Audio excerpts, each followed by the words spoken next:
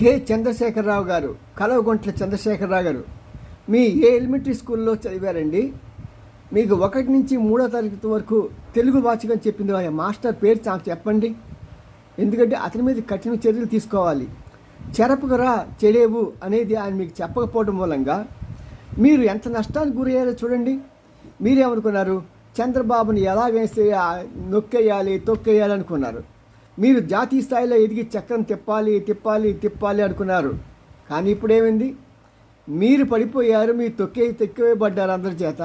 ఇప్పుడు చక్రం తిప్పడానికి అందరూ బాబు బాబు బాబు రా రా రా రా అంటూ బాబుని పిలుస్తున్నారు.